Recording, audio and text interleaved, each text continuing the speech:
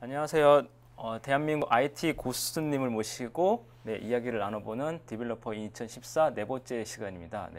오늘은 그 모바일 업계에서 꽤 오랫동안 경험을 쌓고 현재도 많은 개발을 하고 계시는 신진웅님을 모시고 이야기 나눠보겠습니다. 안녕하세요. 예, 안녕하세요. 네, 와주셔서 감사합니다. 네, 가깝습니다. 사무실이라. 아, 사무실 이 근처에? 네, 걸어왔습니다. 아, 네, 좋네요. 네. 저는 오늘 인천에서 왔거든요. 그래서 네. 부지런히 오느라.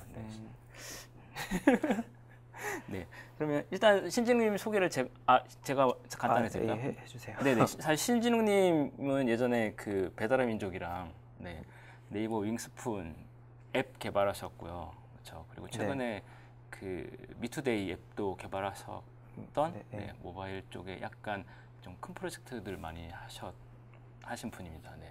그래서 오늘 주로 그 모바일이라든지 그런 얘기를 많이 나눠볼 건데요. 사실 그 어려서부터 개발을 많이 하셨잖아요. 네. 혹시 몇 살 때부터 하셨나요? 국민학교 5학년 때 정도였던 것 같아요. 아. 그게 한 이렇게 하면 나이가 나오네. 그렇죠. 그렇죠. 나이가 나오니까 약간 그건 좀 그렇고 초등학교 5학년 때. 그 이미 국민학교라고 할 때부터. 그래서 초등학교 5학년 때부터 개발하셨으면 프로그래밍 사실 그때는 이제 직업적으로 한 게 아니라 그때는 컴퓨터 학원도 되게 주변에 많았었잖아요. 예, 그때는 컴퓨터 학원 참 많았었죠. 그렇죠. 동네에 지금 뭐 그 입시 학원처럼 컴퓨터 학원이 동네마다 있었던 거 기억하는데. 그때 뭐 피아노 학원도 많았고 뭐 그쵸. 많이 있었죠. 뭐 또 태권도 학원도 많았고. 좀 순서대로 그렇게 다녔었던 것 같아요. 이렇게 미술학원, 태권도 학원, 피아노 학원, 컴퓨터 학원. 그때는 이제 부모님들이 이제 그렇게 학원 많이 보내셨잖아요. 네, 그 유행이었나 봐요. 잘 모르겠지만. 저희도 그랬거든요. 그래서 그러면 그때부터 프로그래밍을 하셨으면 좀 지금 개발을 하고 계시니까 개발을 하시는 데까지 좀 자연스럽게 오시는 건가요? 그냥 이게 나의 업이다라고 생각하시고. 업이다라고 생각할 때까지 한 중학교 때는 이걸 직업으로 좀 삼아봐야겠다라는 생각이 이제 들었었던 것 같고요. 그때 한 90년대 그 초반만 해도 이게 직업으로 무언가 이제 회사가 이제 설립되기는 뭐 글로벌하게는 잘 모르겠지만 우리나라에서는 많지가 않았었던 것 같고 돈을 버는 데도 많이 없었던 것 같고 그랬었던 것 같은데 그때 당시에는 이제 직업이라고 생각하기보다 뭐 이제 빌 게이츠 얘기를 많이 듣는다든지 그런 동경에서부터 이제 시작하게 된 것 같아요. 그때 저는 어렸을 때 그때 마이컴인가요? 마이컴 잡지를 샀는데 어떤 그냥 남자 브로마이드를 주더라고요. 보통 그 연예인 브로마이드를 껴주는데 그냥 평범한 남자 외국인 브로마이드를 껴주길래 그냥 유명한 사람인가 보다 했는데 그 사람이 스티브 잡스였어요. 그래서 그 기억이 아직도 있거든요. 그래서 옛날에는 컴퓨터 잡지를 사면 스티브 잡스라든지 이런 사람 브로마이드를 껴주던 때였잖아요. 엄청 옛날 얘기가 한데. 진짜? 그쵸. 그때는 뭐 좀 컴퓨터 과학 분야라서 저는 뭐 학생과학 잡지를 좋아했는데 이제 컴퓨터 책이 부록으로 있어서 거기에 있는 소스 코드를 친다든지. 소스 코드를 친다든지. 그때는 이제 마이컴에서 소스 코드가 다 인쇄돼서 나왔고 그걸 하루 종일 막 치고 한번 돌려보고 된다. 그런 재미가 있었었죠. 그러면 그 예전에 게임 회사에서 게임 회사에서 일을 하셨었잖아요. 그때 넥슨 맞죠? 넥슨에. 넥슨 외에도 게임 회사를 다니셨던 것 같은데 어떤 일을 하셨었나요?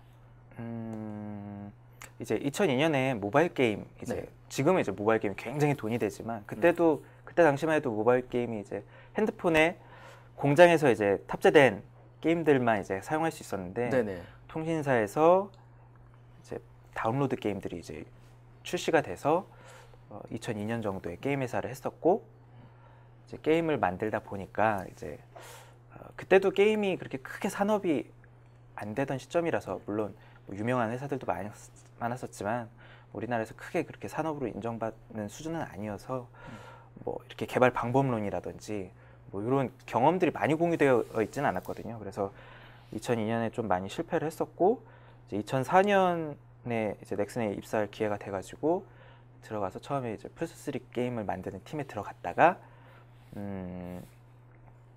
뭐 팀이 이제 뭐 해체되는 뭐 이런 일들이 있어서 뭐 거기서 이제 게임 보안 쪽 일을 좀 많이 하게 됐어요. 이제. 그러면 그 게임 보안이라는 게 어떤 거죠? 사실 이렇게 좀 긍정적인 이미지는 아니지만 뭐 이제 은행에 가면 이제 뭐 여러 개가 깔리잖아요. 이제 게임도 이제 뭐 해킹에 대한 위험이나 뭐 계정이 탈취된다든지 등등의 위협들이 있는데 뭐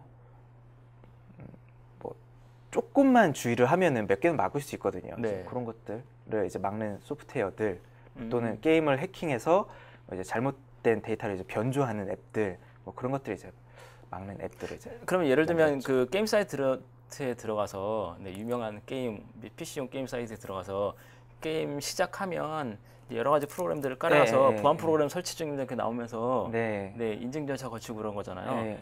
그런 것들을 만드신 건가요? 네, 그때만 해도 그런 게 없었어요. 그래서 사실 넥슨이 그때 게임 업계에서 굉장히 이제 큰 온라인 게임에서 큰 포션을 차지하고 있었고, 내가 만약에 게임 보안을 한다면 이 회사만큼 좋은 레퍼런스를 가질 수 없겠다라는 생각이 좀 들어서 프로젝트에 대한 욕심이 좀 많이 났었던 것 같아요. 그럼 제가 알기로는 그때 그러니까 넥슨에서 처음으로 게임 그러니까 보안에 대한 걸 기술을 적용하신 분이라고 알고 있는데 맞나요? 뭐 여러 팀원들이 있었지만 네, 그죠. 좋아요. 그 팀에서 이제 개발을 하신 거죠. 뭐 어쨌든 주도했죠. 그러면 그 이후에 이제 게임 업계 전반으로 이제 보안 프로그램을 이제 사용하는 게 약간 퍼지기 시작한 건가요? 그때 좀 그냥 시기적으로 자연스러웠었던 것 같아요. 이제 뭐 아무래도 저 때문에 뭐 그런 것 때문에 나왔던 건 아닌 것 같고, 뭐 일단 그 금융업계에 깔렸었던 그런 보안 프로그램들이, 금융은 사실 우리나라 은행 몇 개 없잖아요. 거기 다 팔고 나면 이제 게임 팔아야죠. 그래서 좀 자연스럽지 않았을까요? 그렇군요. 근데 대신에 그 사람들도 이제 게임은 좀 금융이랑 좀 다른 게 있거든요. 뭐 예를 들어서 결국 보안 프로그램이라는 게 시스템 프로그램인데, 뭐 예를 들어서 FPS 같은 게임에는 굉장히 그런 시스템 성능이 좌우돼서 그래서 조금만 화면이 흔들려도 먼저 죽을 수도 있고 그런 이슈들이 있어서 좀 더 특화될 필요가 있었거든요. 그러면 일반적으로 이렇게 캐주얼 게임을 할 때에는 사람들이 이제 사실 입력 마우스를 막 움직인다고 빠르게 움직인다고 하는 그런 반응 속도가 영향을 덜 미치기 때문에 미치지만 그 FPS 같은 거 할 때는 사실 마우스 조금 움직이는 것도 되게 민감하게 반응을 해줘야 되는데 보안 프로그램이 그런 민감도에 영향을 주지 않아야 되는 거라는 말씀이신 거죠? 그렇죠. 그래서 뭐 테스트를 많이 했었고, 그래서 사실 뭐 원래 보안업을 주로 하는 데서는 결국에 그거를 탑재해서 레퍼런스가 있어야 되는데 레퍼런스가 없으면 그런 걸 쉽게 탑재하기 어렵잖아요. 근데 자사에서 그걸 시도하기가 뭐 이제 게임이 하나만 있으면 시도하기도 어려운데, 넥슨이 이제 그때 10여 개 이상의 게임을 서비스하고 있었고 중국에서도 서비스하고 있었고, 이걸 탑재하고 나면 순식간에 10여 개 이상의 게임에 탑재된 레퍼런스를 가진 뭐 보안 프로그램이 될 수 있었다는 생각이 좀 들었었어요.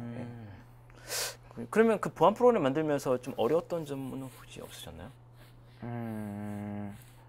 뭐 원래 있었던 게 아니니까 뭐 그런 것들을 이제 테스트한다거나 또는 여태까지 시도되지 않았었던 것, 그리고 그 게임 개발팀들의 고유한 니즈들이 다 있긴 있었고, 팀마다 이제 시스템 프로그래밍에 관심이 있었던 분은 좀 롤이 어느 정도 있으신 분들도 있었어요. 이제 그런 것들을 이제 취합하고 그런 과정 내에서 개발적으로도 그렇지만 되게 이제 개발자들과 일을 하는 그런 측면에서 저희한테 참 많이 도움이 됐었고, 뭐 어려웠었던 것만큼 도움이 많이 됐었던 것 같아요. 저는 이제 개발만 할 줄 알았는데 이제 뭔가 팀을 리딩해서 그리고 타 팀과 뭔가 업무를 하고 그런 것들이 이제 많이 거기에서 이제 많이 배우지 않았나. 그럼 그 전에는 이제 그 피처폰에 들어가는 게임 같은 걸 만드셨다고 하셨잖아요. 네, 2002년쯤에. 네네. 혹시 만드셨던 게임 중에 기억나는 거 혹시 있어요? 제가 뭐 주로 만들었었던 거는 이제 롯데월드 게임인데, 놀이동산에 들어가는 롯데월드 게임인데, 모르겠어요. 지금도 뭐 유효한 아이디어인지 모르겠지만, 이제 놀이동산 가면 이제 길게는 뭐 30분에서 1시간 뭐 이상씩 기다릴 때도 있잖아요. 그래서 뭐 UX적인 측면에서 놀이기구를 타기 전에 게임으로 뭔가 이제 기다리면서 만족을 하고 이제 타고 나면은 이제 그 경험이 이어갈 수 있게 뭐 하는 게 이제 주 목적이었는데, 사실상 피처폰에서는 그런 걸 이제 구현하는 게 이제 많이 어려웠었고, 그리고 이제 고유한 IP가 있는 그 상황에서 그걸 이제 살려가지고 게임으로 이제 만들어내는 것들도 되게 어려웠었던 것 같아요. 그럼 그때는 사실 모바일 게임이 만드는 업체들이 있긴 했어요. 만드는 분들 계시긴 했지만 그 거의 처음 시도하시는 분들이 많았잖아요. 예, 예. 네, 네. 그래서 그런 게임 모바일 피처폰에서의 게임 개발이 쉽진 않았을 것 같은데요. 그 게임 회사를 이제 창업하게 된 이유가 전 회사가 있었는데 네. 전 회사가 모바일 솔루션을 만드는 이제 회사였어요. 그러다 보니까 이 모바일 솔루션을 만들었는데 모바일 그 솔루션을 이제 통신사에 팔지 못하면 수익이 없는 거예요. 근데 우리나라에 통신사가 이제 몇 개 없잖아요. 네, 그렇죠. SKT나 뭐 이런 그때만 해도 이제 좀 그래 어쨌든 세계 회사에서 사주지 않으면 안 되니까 네, 네, 네. 예, 그런 어려움이 있어서 만들어놨는데 결국에 안 팔려서 자연스럽게 스위칭하게 된 것 같아요. 예. 그 회사에서 네. 이제 이걸 가지고 게임을 만들어야겠다라고 해서 뭐 이제 우비소년 게임을 만들게 됐고 네. 이제 게임을 이제 만들 수 있게 됐으니 이제 아예 게임만 하는 회사를 이제 다른 멤버들과 이제 좀 만들게 된 거죠. 그러면 그 피처폰 만들던 게 회사를 창업해서 하신 거였군요. 예, 그랬죠. 그럼 뭔가 이렇게 멤버들도 많이 있었고. 지금도 사실 그 회사 대표님이시잖아요. 네. 대표이시잖아요. 그러면 창업을 되게 오래 전부터 하셨네요. 글쎄요, 그게 좀 자연스러웠던 것 같아요. 요즘에 이제 어린 친구들도 많이 창업하긴 하지만, 뭐 저도 뭐 나이가 많지 않고, 예, 어린 친구들도 많이 창업을 하긴 하지만, 그때는 그 소프트웨어가 내가 혼자 만들고, 뭐 혼자 쉐어웨어로 판다든지, 뭐 마음에 들면 이쪽 주소로 돈을 보내시오라든지, 이런 식으로 문화가 그냥 저는 그렇게 생각했고, 당연히 뭐 나도 뭔가 소프트웨어 회사를 하겠구나라고 자연스럽게 생각을 했었던 것 같아요. 워낙 그런 걸 많이 봤고, 그러다 보니까 말씀 들으니까 예전에는 쉐어웨어가 되게 많았잖아요. 뭐 지금도 그런 형태가 비슷한 형태가 있긴 네네. 하지만 예전에 뭐 예를 들어서 MDIL 같은 거 기본적으로 무료로 쓰면서 네네네. 이렇게 착 누르면 네. 되게 귀엽게 네. 여기로 입금하시라든지 네. 네, 어디 가서 결제하시라든지 이런 식으로 떠있던 형태가 있었는데 네. 네. 그러면 그런 걸 보면서 약간 모티베이션을 받으신 거군요. 네, 뭐 실제 사업자 등록증을 굳이 내지 않더라도 다들 이제 뭔가 그쵸, 그랬었죠. 자기 뭐 팀명이나 뭐 이런 것들을 이제 가지고 네. 소프트웨어로 공개하고 그게 이제 사용자가 많아지면 자연스럽게 이제 사업화가 되고 그런 기회들이 이제 보통 많았기 때문에 자연스럽게 저도 그렇게 되지 않을까 하는 생각이 들었고 이제 주변의 사람들이 이제 무언가 물건을 만들 수 있는 사람들이 있다 보니까 이제 너네가 이거 만들 수 있구나 하다 보니 그럼 내가 팔아올게 하다 보니까 또 자연스럽게 또 이렇게 창업의 기회들이 됐었던 것 같고 예, 지금이랑은 약간 다른 형태의 창업 형태였던 것 같아요. 사실 그때 예전에는 뭐 이야기, 하늘소의 이야기라든지 예, 그렇게 가볍게 시작한 소프트웨어들이 인기를 끌면서 자연스럽게 창업으로 나가는 네. 경우가 많았잖아요. 네. 근데 어떻게 보면 지금 같은 경우에는 창업이 약간 그런 자연스럽게 나간다기보다는 네, 좀 약간 떠밀리는 듯한 느낌도 없지 않아 있다는 생각도 들어요. 네. 뭐 요즘에는 개발자가 뭐 많이 중요하다고는 하는데 개발자를 중심으로 창업하기보다 아이템 위주로 창업하고 개발자는 뭐 나중에 붙인다든지 뭔가 좀 뭐 물론 여러 가지 창업 방식이 있겠지만 뭐 익숙하지는 않은 방식인 것 같아요. 예전에는 그 개발자가 만들고 나서 네. 소프트웨어가 유명해지면 자연스럽게 창업으로 이어졌잖아요. 네, 그렇죠. 좀 패턴, 좀 이렇게 흐름이 약간 창업하는 패턴이 좀 달라지는 것 같아요. 네, 트렌드가. 네. 그러면 창업하셔서 그럼 예전에 블로그 팩토리에 창업하셨잖아요. 블링크 팩토리. 네. 블링크 팩토리 창업하셨는데 네. 그럼 블링크 팩토리가 어떤 회사였었나요? 그 회사는 이제 브랜드 앱을 스마트폰에서 브랜드 앱을 이제 만드는 회사였고요. 예, 스마트폰 앱을 뭐 많이 만들었었고 그냥 그 스마트폰에서 단순히 그냥 홈페이지를 줄이는 게 아니라 그 회사의 이제 특징을 뽑아내고 브랜드를 이제 도출해내서 이제 그런 것들을 이제 좀 더 쉽게 편하게 다가갈 수 있게 뭐 이런 것들을 만드는 브랜드 앱을 만드는 회사였어요. 혹시 블링크 팩토리에서 만드신 뭐 작품 하나 뭐 이제 뭐 유명한 뭐 여러 가지 이제 정부 기관하고도 일을 많이 했었고 이제 뭐 예를 들어서 아까 조금 전해드린 설명이 좀 어려웠던 것 같은데 그냥 쉽게 풀어서 얘기하면은 이제 유명했었던 프로그램 중에 이제 법아 놀자라는 게 있어요. 이제 법무부하고 같이 만든 앱인데 이제 법무부에서 뭐 법전 앱을 만들 수도 있겠죠. 근데 그것보다 기본적인 뭐 생활 법률이라든지 심지어 거기는 이제 게임도 들어있어요. 이제 자동차 이제 뭐 바나나 같은 걸 이제 피해가지고 이렇게 갈 수 있는 뭐 이렇게 그런 게임들도 그러면서 들어있고 자연스럽게 법률을 네, 익힐 수 있도록 네. 해주는 앱인 건가요? 네, 그런 것도 이제 만들었어요. 근데 그런 거 블링크 팩토리 창업하실 때가 우리나라에 그 아이폰이 들어오기 전 아닌가요? 그때쯤 아닌가요? 예, 뭐 전에 좀 만들었었고 제가 피처폰 만드는 것도 그렇고 그냥 개발자로서 새로운 플랫폼이 나오면 관심을 갖고 개발을 해보고 뭐 이런 걸 좋아했어요. 그래서 아이폰 터치가 있었고 터치에서 이제 코딩이 되니까 터치를 통해서 이제 아이폰 개발을 이제 우리나라 아이폰이 예, 들어오기 예, 전에 들어오기 전에 알고 있었고 그런 식으로 저희가 이제 자체적으로 만들고자 하는 서비스들이 있어서 몇 가지 이제 레퍼런스를 이제 만들었다 보니까 사실 국내 아이폰이 그렇게 빨리 출시될지 잘 몰랐었거든요. 좀 더 늦을 거라고 더 생각하셨나요? 늦거나 아예 안 네. 나올 거라고 이제 네. 생각을 했었는데 지금 이제 와이파이를 쓰는 게 너무나도 자연스럽지만 예전에 이제 와이파이가 들어있는 핸드폰이 국내에 들어오면 결국에 그 통신 비용을 다 깎아먹으니까 그런 얘기 많았죠. 예, 네. 그러다 보니까 통신사에서 그런 행동을 이제 할 거라고 잘 생각을 이제 못했고 안 들어올 수도 있겠다. 뭐 내가 하는 게 이제 되게 마이너할 수도 있겠다는 생각이 들었는데 굉장히 KT에서 이제 과감하게 결단을 내렸었던 것 같고 그러다 보니까 저는 이제 재밌어서 이제 한 건데 오히려 이제 준비를 하게 된 것 같아요. 예. 남들은 이제 다른 사람 꼭 그거 해서 소프트웨어 0.99달러에 팔아서 뭐해?라고 이제 하고 있어. 그거 해서 뭐하지? 또는 몇 개나 팔 수 있을까? 1,000원씩 팔아가지고 이게 얼마나 될까? 발값은 될까? 뭐 이랬는데 저는 그냥 재미로 하다 보니까 뭐 국내에 이제 몇 안 되는 아이폰 개발할 줄 아는 사람이 됐었고 예. 회사는 이제 차려놓고 있었지만 이제 그러다 보니까 이제 재밌는 기회들이 이제 많이 생겼었던 것 같아요. 그게 계획하고 내가 아이폰으로 돈을 벌겠다라고 생각한 게 아니라 자연스럽게 좋아서 하다 보니까 그렇게 된 거죠.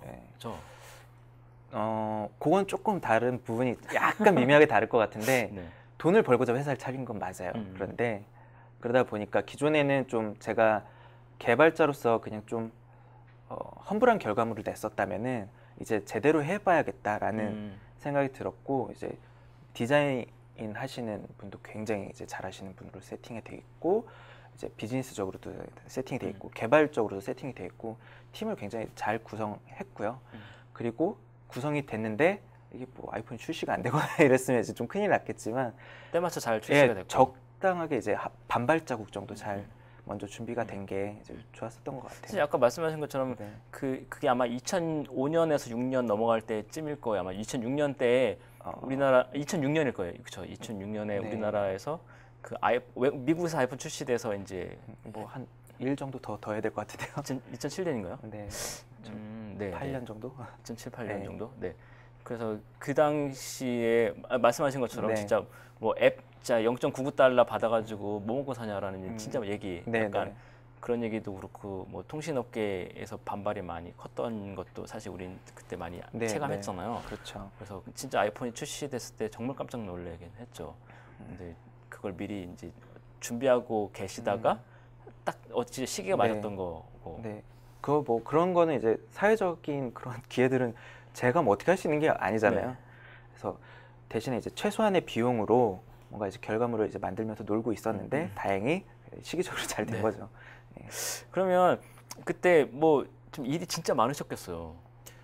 근데 뭐 이제 법무부도 그렇지만 저희가 뭐 이투스 뭐 영단어 게임도 만들고 영단어 학습기도 만들고 한자 학습도 만들고 뭐 국세청 연말정산 앱도 만들고 네. 미래에셋하고 이런 증권사들하고도 네. 일하고 뭐 하나대투랑도 일하고 뭐 기타 등도 굉장히 많이. 그렇다면 사실 우리나라 대한민국 사람 중에 한 번씩은 접해봤던 앱 중에 만드신 게 있다라는 얘기인 거네요. 사실. 예, 뭐 그거 말고도 제가 취미로 만들어서 네. 앱스토어에서 1위한 프로그램도 한 3개 정도 되고. 와 대단하시네요, 진짜. 네, 뭐 유저가 많이 없어서. 네.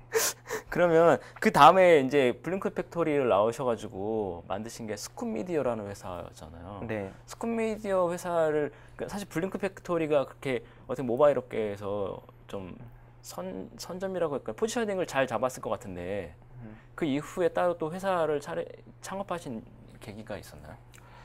네, 뭐든지 뭐 이유가 한 가지는 아니겠지만 되게 복합적인 네. 이유가 있었고 좀 더 자유롭게 이제 개발을 하고 싶다는 생각이 들었어요. 이제 블링크 팩토리는 거기에서 이제 잘 위치를 잘 잡게 됐어요. 이제 작은 회사였지만 기회가 좋아서 큰 회사들과 일할 수 있는 기회들도 잡았고 큰 회사가 될 수 있는 기회들도 이제 생겼었고요. 그래서 그러다 보니까 이제 큰 회사가 이제 할 수 있는 것과 이제 저는 또 이제 작은 회사가 또 할 수 있는 일이 좀 다르다는 생각이 들어서 이제 몇 명과 함께 이제 스크미디어 좀 처음에 시작은 이제 연구소처럼 마치 이렇게 개발자들만 이제 모여 있고 쉽게 개발해서 이제 올릴 수 있게 하는 뭐 그런 이제 조직을 이제 만들고 싶다는 이제 생각을 했죠. 그러다 보니까 이제 만들게 됐고 예, 처음 시작은 이제 작게 이제 그러면 그 스쿤미디어에서 제가 알기로는 이제 그 소개에 해드린 것처럼 뭐 윙버스라든지 배달의 민족 같은 앱을 만드셨잖아요. 네. 네네. 사실 근데 그 배달의 민족도 그렇고 윙버스도 그렇고 좀 작지 않은 서비스들이었는데, 네. 네, 그런 앱을 만들면서 뭐 재밌었던 기억에 남는 일 같은 거 있으신가요? 기억에 네. 예를 들면 네. 이렇게 서비스다 보니까 기본적으로 그러니까 그 스마트폰 안에서만 동작하던 앱이 아니라 그 이후에 트렌드 같은 경우는 웹 서비스와 연동되는 거다 보니 실시간성 같은 게 중요해졌을 것 같거든요. 그래서 앱에서도 그런 걸 고려하다 보면 뭐 오류가 난다거나 뭐 아니면 그런 오류를 헤쳐나가는 방법 같은 게 좀 있었을 것 같은데요. 이제 오래된 서비스들을 이제 보면 오래됐다고 해봤자 사실 얼마 안 됐어요. 스마트폰 이제 대중화된 지 얼마 안 됐으니까 뭐 예를 들어서 아이팟 터치 때부터 사실 앱을 제공하고 있는 국내 뭐 포털 업체들이 있었거든요. 이제 그때는 와이파이가 없으면 프로그램을 쓸 수 없으니까 이제 뭐 예를 들어서 윙스푼 같은 게 이제 맛집들을 다운로드해서 가지고 있는 기능이라든지 뭐 웹툰 같은 경우에도 다운로드해서 뭘 가지고 있는 기능이라든지 이런 것들이 있었고 이제 그런 것들을 이제 쭉 가지고 가는 것들이 있었어요. 지금 사실 만화를 다운로드해서 뭐 이렇게 저장하거나 그럴 필요는 없는 것 같거든요. 이제 무한 요금도 있고 뭐 좀 통신 요금들이 많이 싸졌기 때문에 그런 것들이 근데 뭐 근데 그때는 이제 뭐 네. 네트워크 상황 같은 게 지금처럼 좋지 않았기 네. 때문에 이제 휴대폰에서 콘텐츠를 내려받아서 어떤 개발자들은 캐시라는 말을 쓰잖아요. 이제 캐싱하는 거라든지 네. 그런 거에 대한 적용이 많이 고민이 많았었겠네요. 그러면. 네, 그때는 뭐 그런 것들을 이제 많이 했었죠. 지금은 거의 신경을 안 쓰지 않을까요? 아, 네, 네. 네. 그렇군요. 그리고 그때 그 우리 사실 아직까지도 우리나라에서 그 윈도우 모바일, 네, 윈도우 폰. 윈도우폰, 네, 네, 네. 윈도우폰이 많이 쓰이진 않고 있잖아요. 네. 네, 근데 우리나라에서 윈도우폰 애플리케이션 만드시는 또 몇 안 되는 네. 회사 중에 하나 아닌가요? 네네. 윈도우 폰이 많이 안 팔리기도 했고. 안 팔려서 네. 그런가요? 근데 윈도우 네, 폰에 네. 대해서 이제 저희 회사 이제 전적인 지지를 보내는 거는 네. 이제 저 스스로가 이제 아이폰이 출시되면서 큰 수혜를 입었었고 실제로 안드로이드가 나오면서도 큰 수혜를 입었거든요. 마찬가지로 MS도 분명히 뭔가 이제 어느 정도 언제는 기회가 있을 거라고 생각을 해요. 그래서 윈폰이 국내에 이제 출시된다고 했을 때 이제 앱을 여러 개 이제 만들어야 되니까 국내에 이제 앱이 없으면 스마트폰을 쓸 이유가 없잖아요. 그쵸. 그러다 보니까 이제 지원을 많이 해주게 됐고 열심히 만들었죠. 열심히 만들었고. 그러면 그 윈도우폰의 애플리케이션은 또 사실 만드신 게 너무 많아서 정말 네. 많아서 네 네. 그냥 자연스럽게 여쭤보게 되는 것 같아요. 그럼 윈도우폰용 애플리케이션은 어떤 걸 만드셨나요? 그 뭐 네이버 웹툰이라든지 윙스푼이라든지 뭐 중앙일보, 뭐 배달민족도 윈도우폰으로 이제 다시 만들었었고 하나가 더 있는데 기억이 안 나네요. 아 그럼 지금까지 그 iOS용 그리고 안드로이드용 네. 윈도우폰 3개 앱을 네. 다 만들 수 있는 기술을 가지고 계시는 거잖아요, 회사가. 네. 네. 제가 좀 많이 멤버들한테 요구하는 편이죠. 제가 그런 걸. 직접 네. 또 지금도 직접 개발하시잖아요. 네. 네네. 그러면 이 3가지 플랫폼에 맞춰서 개발하는 게 각각 좀 특성이 있어서 뭐 힘들었던 점, 쉬웠던 점, 장단점이 좀 있을 것 같은데요. 어떤 차이점들이 있나요? 저는 이제 새로운 플랫폼에서 이제 개발하는 걸 좋아해요. 그리고 이게 개발자들의 성향에 따라서 다 다른 것 같아요. 뭐 예를 들어서 윈도우 폰으로 뭘 만든다 그러면 이제 단순히 만드는 것뿐만 아니라 예를 들어서 윙스푼을 만든다 하면은 그 안에 이제 지도가 들어가야 되는데 네이버 지도가 들어가야 될 거 아니에요. 근데 네이버 지도용 윈도우 뭐 라이브러리가 없다든지 네네. 이런 케이스가 있잖아요. 그러면 뭐 처음부터 만들어야 돼요. 예를 들어서 제가 2000한 3, 4년에도 셋탑박스용 뭐 게임을 만드는 일을 했었는데 뭔가 이렇게 아르바이트를 이제 했었는데 거기 이제 점 찍는 함수밖에 안 만들어 주신 거예요. 이제 시스템에서. 그러면은 점 찍는 함수를 가지고 이제 폰트도 이제 출력하는 뭐 비트맵 폰트를 출력하는 함수도 만들고 뭐 UI를 구성하는 함수도 만들고 저는 이제 이런 게 너무 재밌거든요. 아 근데 예. 네 표정이 되게 진짜 재미있으셨던 네. 것 같은데 네. 점 찍는 함수 하나 주고 폰트를 만드시는 거예요? 아 뭐 그 만들면 되잖아요. 근데 사실 그냥 네네. 옛날부터 90년대부터 코딩을 했었던 사람은 한글 지원이나 이런 것들이 이슈잖아요. 그때 사실 예. 진짜 폰트를 다 만들고 네, 네. 한글 출력하는 라이브를 다 만들어서 썼던 건 맞는데 네. 그 사실 2000년대 초반이었으니까 네 그때도 그럴 거라고 상상을 사실 저는 지금 상상을 못했거든요.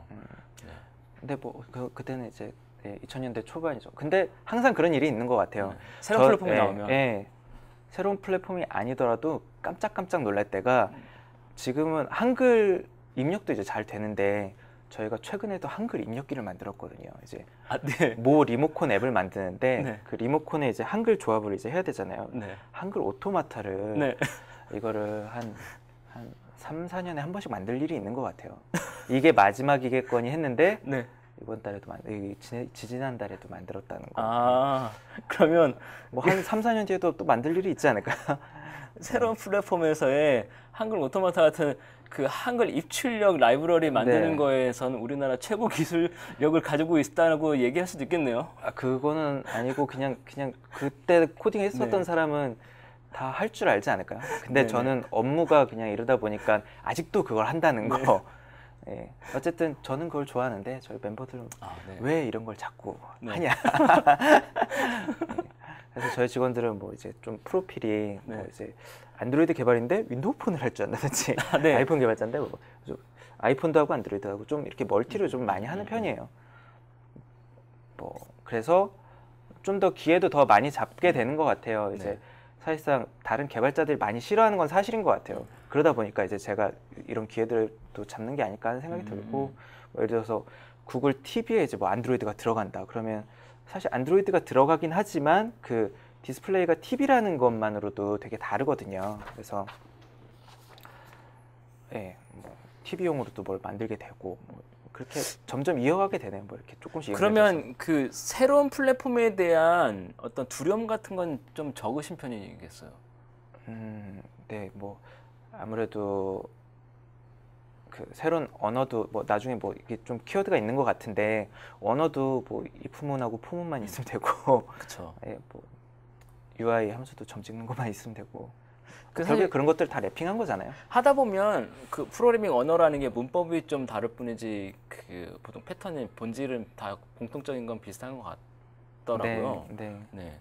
그러면 이제 그 개발하는 그러니까 플랫폼도 약간 그런 느낌이 있다라는 말씀이신 거죠? 네, 플랫폼도 기본적으로 다 제공해 주는 게 있으니까 뭐 없어도 뭐 기초적으로 뭔가 이렇게 원소 같은 것들이 있으니 그런 것들을 이제 조합해서 뭐 만들면 되고, 그런 것들을 환경을 구축하고 뭐 다른 사람한테 제공해주고 뭐 가르쳐주고 뭐 이런 것들을 좀 좋아하는 것 같아요.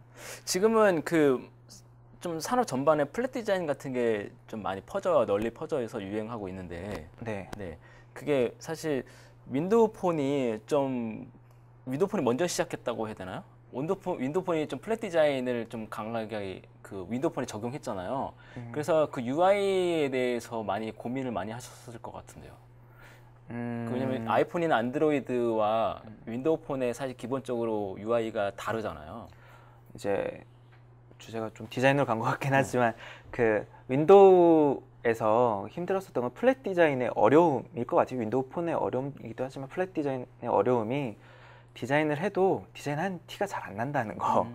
오히려 신경을 더 많이 써야 한다는 거. 근데 또 조금만 신경 안 써도 좀 티가 엉성하게 나고, 그리고 외국에 이제 영문 폰트들은 멋있는 것들이 이제 굉장히 많은데 한글 폰트 또 요즘엔 뭐 멋있는 게 많이 있지만 뭐 라이센스 문제라든지 임베딩하는 문제라든지 그러다 보니까 아직 그렇게 자유스럽진 않거든요.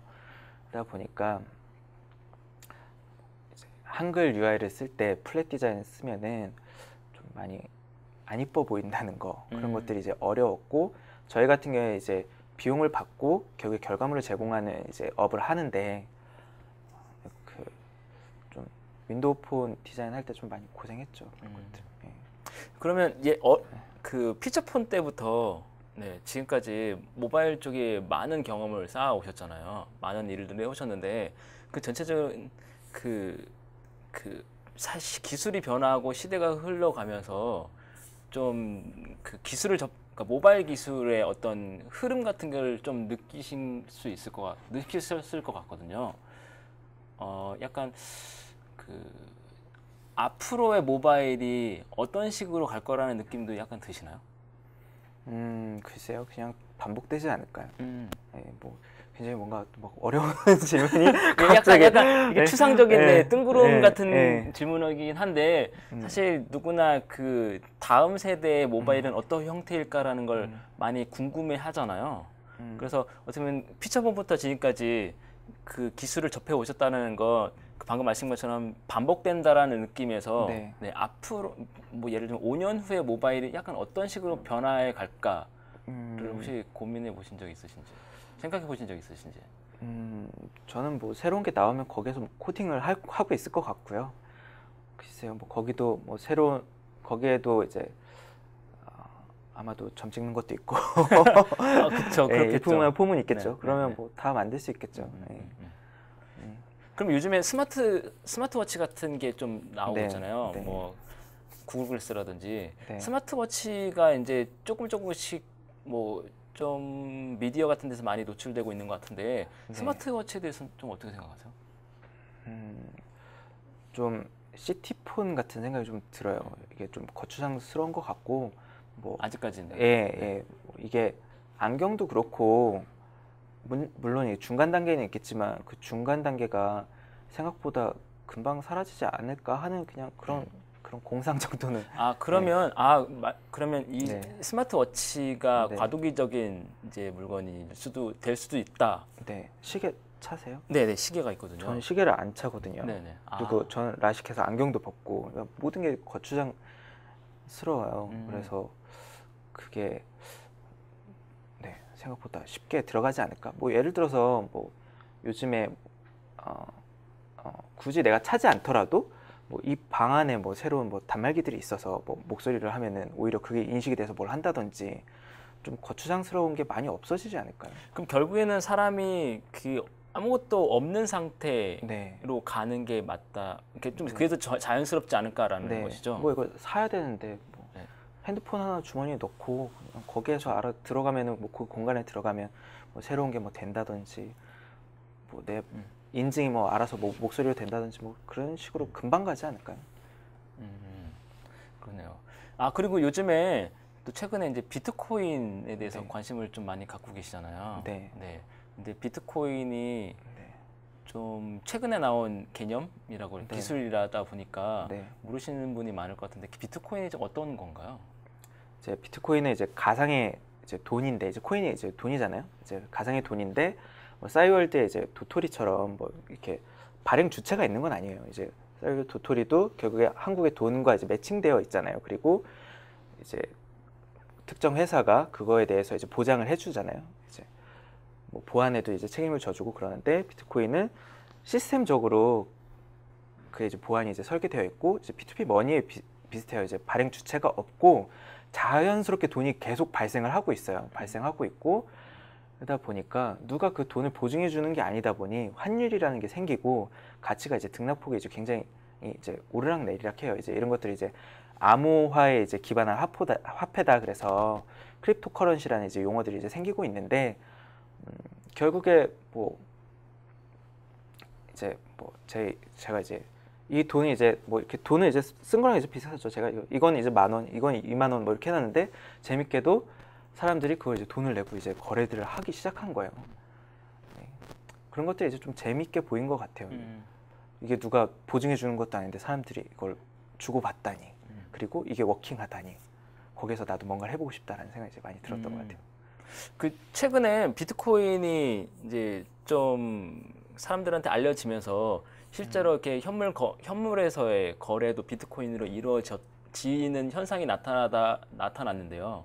갑자기 그 곡스가 네. 네, 갑자기 뭐 해킹당했다고 해서 네. 이제 그런 요즘에 언론에 많이 나왔잖아요. 네, 그거에 대해서는 어떻게 생각하시나요? 이제 말씀하신 그 마운틴 곡스라는 네. 거기가 이제 비트코인을 최대로 거래했던 이제 환전소 뭐 이제 거래소 같은 거였는데 사실상 파산 뭐 하게 됐죠. 근데 이제 비트코인에 대한 시스템적인 문제라기보다 비트코인은 이제 돈이기 때문에 이제 생기는 문제인 것 같아요. 예를 들어서 뭐 최근에 코빗이 재밌는 뉴스레터를 보냈는데 코빗은 이제 국내에서 가장 큰 그 비트코인 거래소거든요. 이제 최초로 만들기도 했고 이제 뭐 거기서 이제 재미있는 뉴스가 만약 현찰이 지금 발명됐으면 어떨까요? 뭐 이런 얘기를 하는 거예요. 이제 그래서 만약에 이제 뉴스 제목들을 이제 뽑았는데 뭐 현금을 두고 왔더니 다른 데서는 뭐 당연히 우리 현금이 너무나도 익숙하잖아요. 근데 현금을 내가 집에 두고 오면 당연히 쓸 수 없죠. 뭐 이런 것들도 너무 익숙한 거고 그리고 내 주머니에 있는데 누가 빼가면 훔쳐가면 끝이잖아요. 제가 찾아올 수도 없고 물론 법적으로 뭐 보호받을 수도 있겠지만 사실상 찾아오기가 쉽지 않고 그 과정 내에서 마찬가지로 비트코인도 돈의 속성을 그대로 가지고 있기 때문에 그래서 마운틴 곡스는 은행이었는데 은행에 대한 보호를 받지 못했었던 거 사람들이 비트코인에 대한 인식이나 정부에서 그런 것들이 인식들이 부족해서 이제 우리나라에 있었던 회사는 아니지만 그것도 마찬가지로 마운틴 곡스가 시스템적으로나 그러니까 시스템도 이런 개발 관련된 이런 컴퓨팅 환경도 그렇고 뭐 금전 출납부를 뭐 막 운영할 거잖아요. 이제 은행에서는 그런 것들 이제 감사 시스템도 있을 거고 정부 규제도 있을 거고 그런데 마운틴 곡스는 그런 것들이 없었기 때문에 문제가 생긴 거지 비트코인 때문에 이제 문제가 생긴 건 아니고 이제 은행인데 은행에 대한 이제 감독을 받지 않았기 때문에 너무나도 자연스럽게 생긴 문제인 것 같아요. 그리고 그 규모가 너무나도 크게 성장을 했기 때문에 사실 비트코인이 나오니 이제 마운틴 곡스도 갑자기 급성장을 네. 했을 거고요. 네. 그래서 어떤 그런 기반 시스템이 마련되지 않은 상태에서 비트코인 이제 그런 사고가 네. 난 거지. 사실 비트코인 자체가 네. 문제는 아니다라는 말씀이신 네. 거잖아요. 그래서 예를 들면 내가 은행을 하나 설립했는데 네. 내 현금 막 이렇게 그쵸, 은행도 사실 잘못 운영하면 파산하는 것처럼 네. 그렇다고 해서 그 현금 자체가 문제는 아니다라는 말씀이신 거죠. 그렇죠. 뭐 예를 들어서 상품권도 네. 예를 들어서 상품권을 내가 발행을 했는데 너무 많이 상품권이 팔린 거예요. 네, 갑작스럽게. 예, 갑작스럽게 다 팔린 거예요. 그러면 이제 나중에 이걸 교환해 줄 생각을 당연히 하고 있었다가 나중에 가면은 그냥 이 돈을 가지고 날라야겠다라는 생각이 들 수도 있는 거잖아요.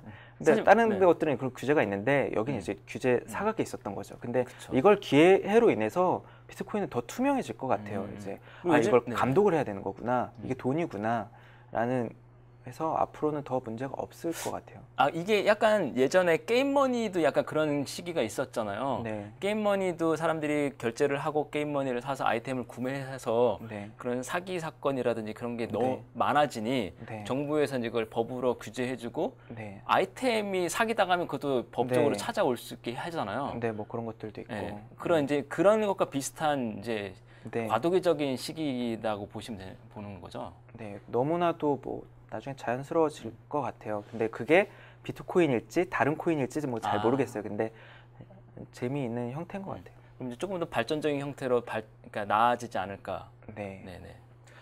뭐 돈은 위조 지폐가 가능한데 비트코인은 사실 위조 지폐가 불가능하거든요. 위조하는 게 불가능하고 뭐 복제가 이제 불가능하고 맘대로 만들어낼 수 없고 저는 이제 돈이라는 게 이제 제일 재밌는 게 우리나라가 이제 돈을 수출하는 나라거든요. 이제 타 나라에 돈을 찍어주는 걸 하는데 아니 돈이 수출이 된단 말이야. 지폐가 수출이 된단 말이야. 그럼 이제 다른 데서도 만들 수 있는 거 아닌가라는 생각이 들거든요. 근데 비트코인은 그렇게 만들어낼 수가 없는 거기 때문에 거래량이 이제 조절도 되고 뭐 달러 같은 경우에 미국에서 찍어내면 이제 끝인데 이건 발행량이 한정되어 있으니까 최초로 돈다운 돈이 아닌가 하는 생각이 들어요. 그러면 비트코인 예를 들면 그러니까 US 달러 같은 경우에는 미국에서만 찍어낼 수 있는 거고요, 그렇죠? 네. 그리고 우리나라 이제 원화 같은 경우 우리나라에서만 찍어낼 수 있는데 비트코인은 어느 나라에 상관없이 찍어낼 수 있는 건가요? 찍어낸다라는 말이 맞는 건가요? 일단 뭐 달러를 미국만 찍어내는 거는 내는지는 지금 아무도 모르는 거죠. 예, 그죠? 북한에서 찍어낼 수도 있는 거고. 근데 이제 비트코인은 그 P2P 서비스라고 이제 말씀을 드렸잖아요. P2P인데 P2P로 뭐가 이루어지냐면 일단 비트코인 지갑을 설치를 하면 여태까지 비트코인이 태초부터 여태까지 거래 기록을 쫙 다운로드 받아요. 그게 수기가가 되거든요. 이제 그러니까 공동 원장인 거죠. 옛날에는 은행 입출금 기록이 은행에만 있어야 되는데 이제 이걸 P2P로 관리할 수 있을 만큼 개별 컴퓨팅 환경들도 좋아졌기 때문에 이런 화폐가 나온 거라고 생각해요. 그 공동 원장의 정확성이랄까 그런 신뢰성을 검증하는 과정 내에서 그 P2P 네트워크에서 그 문제를 풀어내면은 거기에 이제 보상으로 비트코인이 주어지는 거예요. 그러다 보니까 한정적으로 관리할 수가 있어요. 문제는 10분마다 한 번씩 나오기 때문에 그것들이 이제 그 비트코인 발행량이 정해져 있어서 맘대로 안 되고 발행량이 정해져 있다는 거는 그걸 이제 쓰고자 하는 사람이 많아지면 많아질수록 수요와 공급의 법칙에서 더 비싸질 수도 있고 뭐 그렇게 되겠죠. 그럼 이번에 마운틴콕스 이제 일은 네. 약간 아쉬운 점이긴 하나 지금은 네. 이제 초기 단계라서 네, 초기 단계고 이걸 통해서 예방 주사를 이제 맞게 되었고 이제 더 투명해지지 않을까. 그러면 좀 더 화폐의 네. 역할을 더 잘 할 수 있지 않을까. 비트코인도 시스템적으로 조금 부족한 부분들이 있어요. 스펙상으로. 근데 비트코인 프로토콜도 지금 발전하는 프로토콜이고 그걸 이제 보완한 여러 가지 이제 코인들이 많이 있거든요. 그래서 아마 뭐 한 10년 지나면 너무 자연스럽지 않을까. 예전에 그 지금 사실 지금의 우리가 쓰고 있는 현금 그 종이도 원래 예전에는 뭐 위조 지폐 기능이 없었잖아요. 위조 방지 기능이 없었으나 지금 계속 발전하면서 위조 지폐를 만들 수 없게 계속 나가고 있는 것처럼 비트코인도 이제 그렇게 나아가겠네요. 네. 그러면 그 또 다른 질문인데요. 지금까지 뭐 여러 플랫폼, 그리고 새로운 플랫폼에 대한 도전을 계속 많이 해오셨잖아요. 그러다 보니 자연스럽게 다양한 언어를 많이 접하셨을 것 같아요. 네네. 그러면서 그 사실 프로그래머들 중에서 뭐 다양한 언어를 접하신 분도 계시겠지만 뭐 약간 한 언어라든지 한두 개의 언어만 깊게 하시는 분도 계시고 그건 개발자분들의 성향에 따라 다르긴 한데 그 신진님 같은 경우는 다양한 언어를 하시면서 이런 건 내가 좀 좋더라라는 점이 있었나요? 일단 제가 뭐 다양한 언어를 한 게 이게 뭔가 그 지금도 언어의 트렌드라는 게 있잖아요. 요즘에 뭐 이제 각광받는 이제 파이썬 같은 언어도 그렇고 뭐 지금처럼 이렇게 자바가 사실 대세가 될지도 몰랐고 뭐 이런 것들이 있는데 그냥 트렌드에 맞춰서 하다 보니까 뭐 어렸을 때는 뭐 베이직을 하게 된다든지 파스칼을 하게 된다든지 그때 당시 이제 유행하는 이제 언어들을 이제 하고 이제 그게 이제 오래되다 보니까 다양한 언어를 한 거지. 그리고 그렇게 하다 보니까 새로운 언어에 대한 거나 이제 새로운 플랫폼에 대한 두려움이 뭐 없어지게 된 것 같아요. 뭐 지금은 옛날에는 좀 과도기적인 게 있어서 여러 가지 언어들이 뭐 난립하다가 지금은 좀 많이 평준화되고 좀 천하통일이 된 느낌이라서 그런 격동의 시기가 아니라서 한두 가지 언어에 대해서 이제 집중하게 되지 않았나 뭐 하는 생각이 드네요. 아 그러면 그 예전에는 뭐 C에서만 있었던 기능, 자바에서만 있었던 기능, 뭐 이렇게 언어별로 특징적인 기능들이 있었으나 사실 요즘에 와서는 그 기능들이 이제 상향 평준화돼가고 언어들이 다 비슷비슷하잖아요. 여기에만 있어 뭐 이런 것들이 없잖아요. 그렇죠. 약간 철학이 다를 뿐이지. 네, 철학들은 조금 다르죠. 그러면 그 중에서 제일 마음에 드는 언어가 어떤? 뭐 이건 신진우님의 개인적인 취향이니까 지금까지 써보셨던 언어 중에 이건 진짜 나랑 제일 잘 맞더라라는 언어가 혹시 있으세요? 뭐 좋아하는 영화처럼 뭐. 그냥. 저는 그러니까 요즘에는 합의 프로그래밍 잘 못해요. 취미 생활을 잘 못하는데 그 파스칼 언어 굉장히 좋아했었고 지금은 그러니까 제가 뭐 많은 언어를 경험을 했었던 거지 지금도 막 동시에 여러 언어를 할 수 있는 건 아니거든요.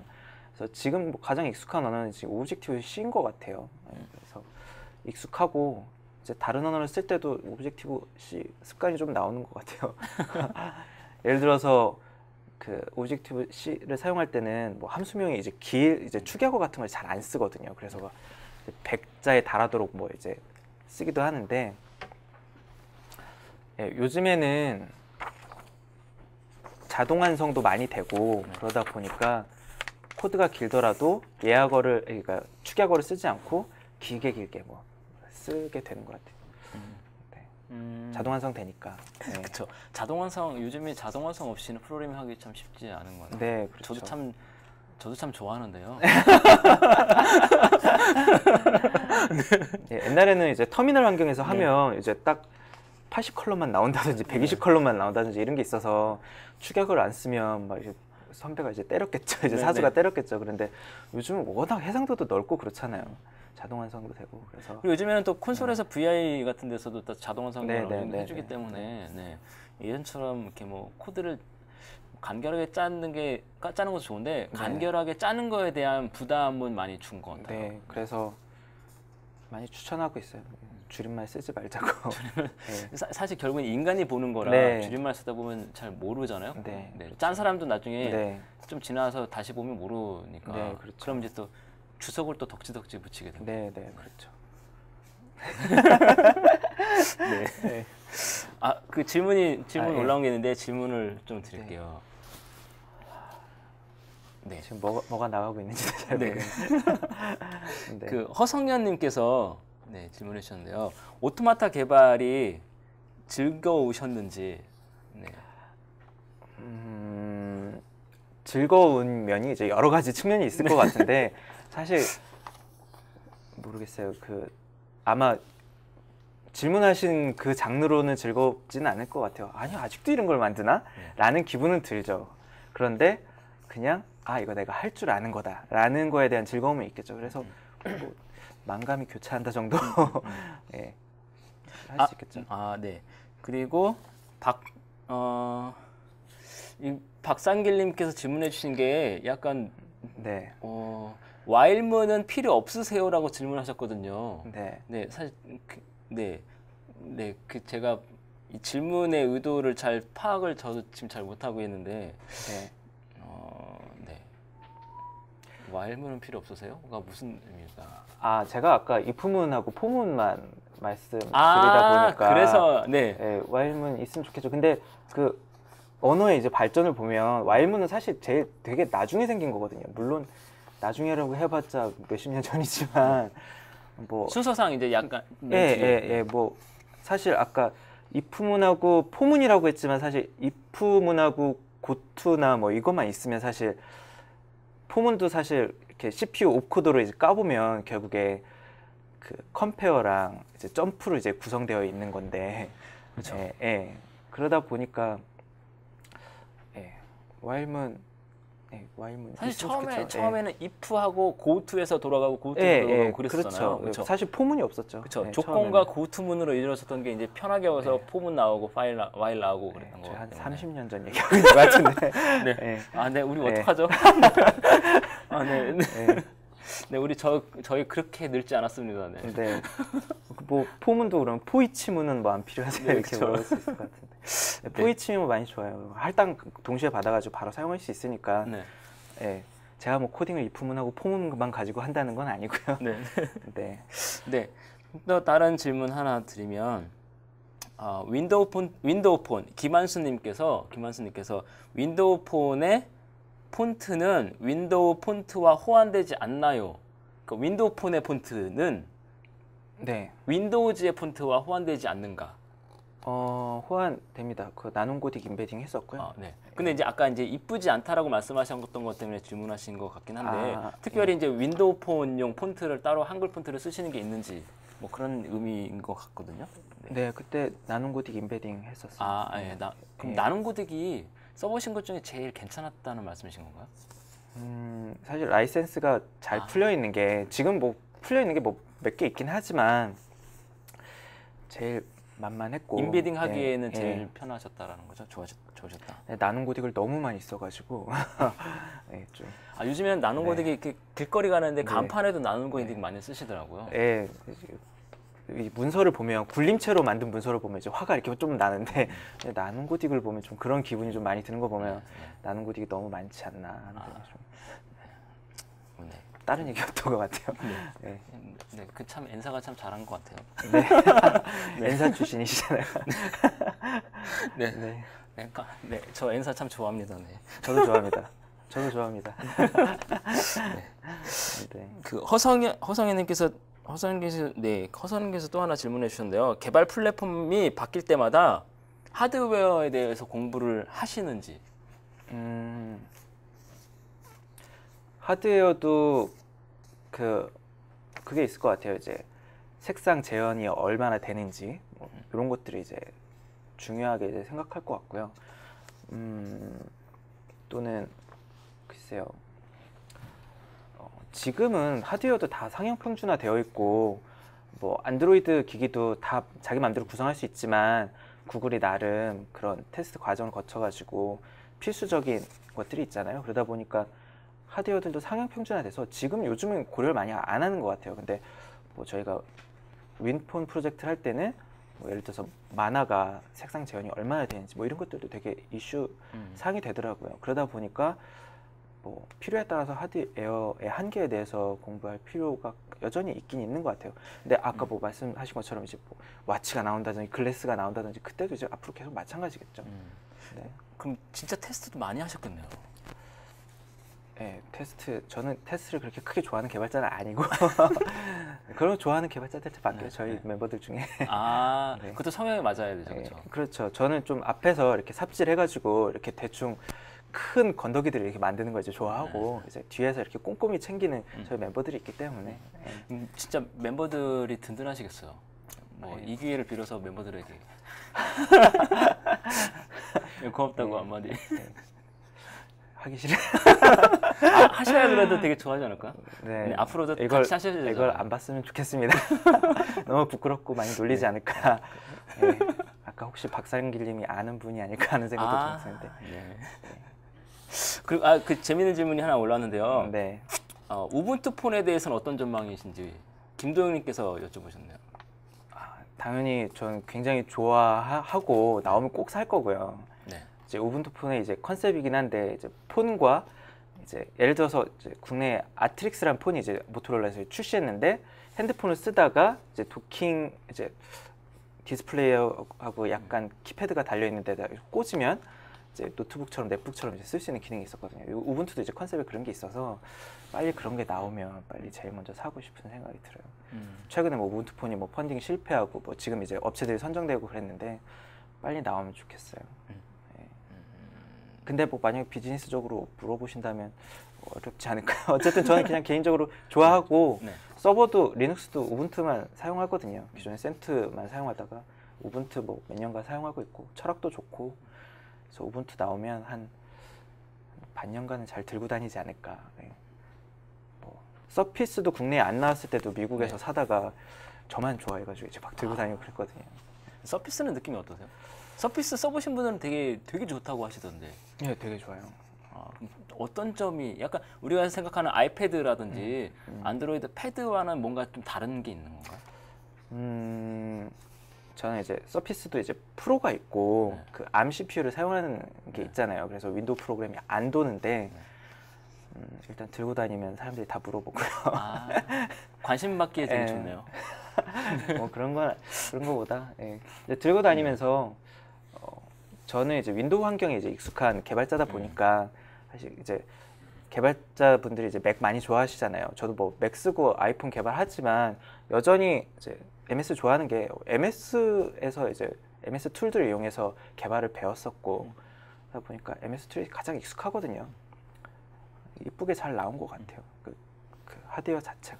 그래서 그런 것들이 좋지 않나 싶어요. 그 이장우님께서 질문 하나 더 주셨는데, 네, 이 좀 유닉스가 대체된다면, 네, 그때도 C 언어가 지금 같은 위상을 유지할 거라고 생각하시나요? 라고 하셨는데, 일단 유닉스가 대체된다라는 게 좀 모호하긴 하지만 C 언어 얘기만 우리 한번 해보죠. 그러면 C 언어가 앞으로도 이 지금의 위상을 계속 이어나갈 거라고 생각하시나요? 위상이라는 게 사실 그 위상이라는 게 좀 상대적일 것 같아요. 네. 그냥 사라지진 않겠죠, 당연히. 근데 지금보다 당연히 축소되는 건 사실일 것 같거든요. 그리고 뭐 C 언어에서 파생된 여러 가지 언어가 있기 때문에 C 언어도 지금 C++도 있고 사실 C++도 있고 오브젝티브 C도 있고 사실 뭐 여러 가지로 지금 브랜치가 있는데 유닉스 시스템에서 그 좀 코어나 환경에서 C 언어라고 한다면 유닉스가 대체된다면 사용은 좀 안 하겠죠.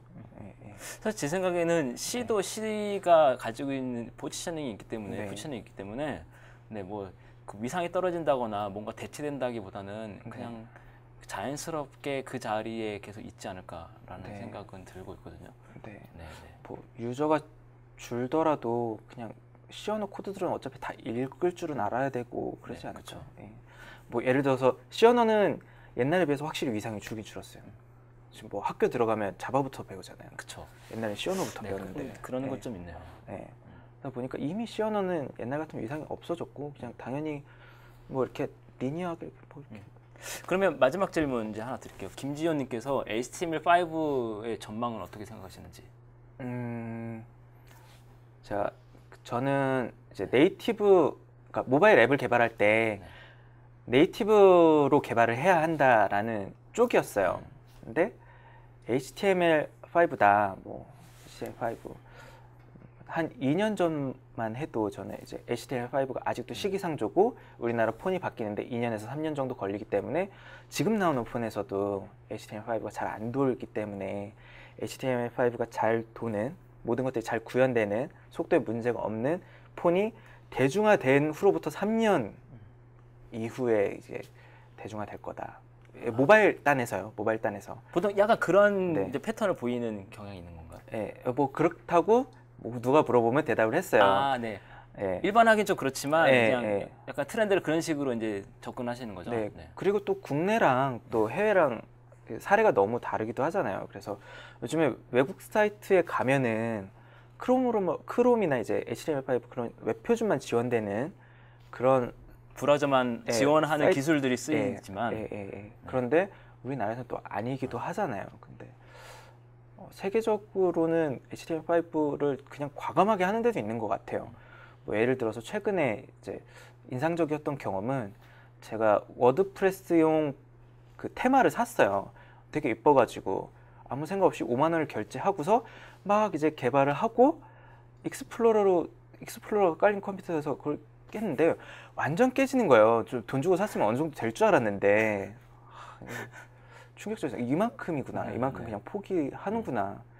그래서 그 외국의 어떤 성공 사례라든지 외국의 유행 사례가 우리나라에도 바로 그게 뭐 적용될 거라는 생각보다는 한참 걸리겠죠. 그 현지의 문화 그리고 시기 뭐 산업 어떤 시장의 크기 여러 가지 다양한 변수를 고려해서 반영이 되는 거기 때문에 제가 만약에 프로젝트를 하는데 HTML5로 뭐 하자라고 하면은 진짜 뭔가 신신당부와 뭔가 계약 조항을 넣을 것 같아요. 왜냐하면 사장님 컴퓨터는 익스플로러 쓸 수도 있거든요. 그러면은 만약에 처음부터 만들어야 된다. 이런 상황이 얼마든지 올 수도 있기 때문에 조심스럽습니다. 저도 최근에 HTML5로 간단한 프로젝트 하나 했는데 맞습니다. 했는데 HTML5 그쪽 이제 클라이언트 쪽에서 제가 설명을 했죠. HTML5로 하면 어떤 브라우저에는 동작하지 않을 확률이 높다라고 그런 거에 저도 신신당부를 하고 시작했거든요. 사실 그런 합의가 없으면 사실 HTML5가 현재는 우리나라 시장에서는 좀 적응하기 힘들지 않을까 하는 생각. 저도 공감을 느껴서 말씀드린 거고요. 그리고 지금까지 질문해주신 분들께는 그 IBM에서 주시는 그 USB 손난로랑 그리고 한빛미디어에서 후원해주신 책 보내드릴 겁니다. 그럼 질문해주셔서 감사드리고요. 그러면 그 제가 마지막 질문 하나 드릴게요. 그 앞으로는 어떤 앞으로 일은 어떻게 하실 테니까 갑자기 저도 막혔는데 굉장히 추상적인 질문은 그렇게 너무 추상적이면 안 되니까 그 지금 여러 가지 개발하고 계시는데 앞으로는 좀 어떤 재밌는 일 하고 싶은 게 있으세요? 되게 진짜 추상적이죠. 저는 뭐 새로운 플랫폼 나오면 기계도 살 거고 그래서 사야지 이게 내게 된다고 생각하거든요. 게임도 돈 내고 해야지 끝까지 하잖아요. 이제 복사해서 하면 안 하잖아요. 그래서 이제 장비도 이제 사서 모바일 프로그램이 특히 좋은 게 이제 들고 다니면서 보여줄 수 있잖아요. 지금은 다 뭔가 들고 다니는데 옛날에 이제 컴퓨터에서 내가 뭘 만들어도 친구들한테 보여줄 수가 없어요. 친구들 집에 데려오지 않으면. 근데 옛날 이제 뭐 팜이라든지 뭐 이런 게 나오기 시작하면서 뭐 국내 이제 셀빅이라든지 이런 게 나오기 시작하면서 거기에서 코딩을 하면 내가 만든 거야. 이거 써봐. 이런 게 이제 너무나도 자연스럽고 뭐 앞으로도 계속 그런 것들이 이제 나올 테니까 좀 새로운 게 나오면 만들어 보고 사람들한테 뭐 가르쳐 주고 아 이게 재밌다 뭐 이런 것들도 보여드리고 그런 걸 많이 하면서 이제 살고 싶습니다. 네. 네, 앞으로도 좋은 네. 활동 그리고 좋은 개발 네. 네, 기대하겠습니다. 새로운 플랫폼이 나왔는데 뭔가 해보고 싶으시면 저한테 아, 저와 네, 상의를 하시면 네, 그런 거 진짜 잘하시죠. 네. 네. 잘하는 것보다 좋아하니까 좋아하시죠. 예, 좋아하니까 또 예, 잘하게 되는 것 예. 같고요. 네, 그게 뭐 사람들이 그런 말 많이 하잖아요. 네. 뭐 즐기는 사람이 최고다. 뭐 그렇죠. 근데 그런 걸 사실 실천하는 게 네. 쉽지 않거든요. 가끔 울어요. 난 10년 뒤에도 이 사서 고생을 하고 있겠구나. 근데 재밌어 뭐 이런. 진짜 재미없으면 할 수 네. 없는 네. 것들이죠. 네. 그래서 오늘 말씀 진짜 감사하고요. 네. 네, 좋은 이야기 좀 감사했습니다. 네. 네. 그리고 다음 시간 소개해 드릴게요. 네, 3월 20일 날, 네, 3월 20일 목요일 오후 5시부터 6시까지. 네, 그 마이크로소프트 에반젤리스트 기술을 전도하다라는 주제로 한국 마이크로소프트 에반젤리스트 김영웅 부장님을 모시고 네, 디벨로퍼인 네, 또 진행하겠습니다. 그때도 많은 시청 부탁드리고요. 네, 오늘 정말 감사합니다. 네. 그 얘기를 못 했는데요. 어떤 얘기예요? 저희 회사가 배달의민족을 운영하는 회사는 아니라고. 아, 네. 네. 그 한 가지 그 네. 오해하실 수도 있어서 덧붙여서 말씀드리는데요. 네. 그 스쿱미디어에서 배달의 민족 앱을 개발하신 건 맞는데요. 현재 운영은 네. 하고 그냥 개발을 의뢰하면 저희가 해드리는 거지. 네, 예. 네, 그래서 현재 네, 거기 개발자들도 다 있으시고. 그렇죠. 예. 그게 이제 배달의 민족 서비스를 운영하는 회사는 아니다라는 네, 말씀이신 네, 거고요. 앱을 개발하는 건 맞습니다. 네. 예. 말이 어렵네요. 네. 그리고 개발사와 네, 배달의 민족이라는 근데 거기가 이제 개발사고 저희 뭐 의뢰가 들어오면 그쵸. 해드리고. 네, 앱을 개발했다. 네. 뭐 이렇게 생각하시면 될 것 같아요. 네, 그래서 진짜 앞으로도 기대할 거고요. 기대하겠습니다. 네, 그리고 오늘 방송 시청해 주셔서 정말 감사드리고요. 다음 시간에도 네, 많은 시청 부탁드립니다. 감사합니다. 네, 감사합니다.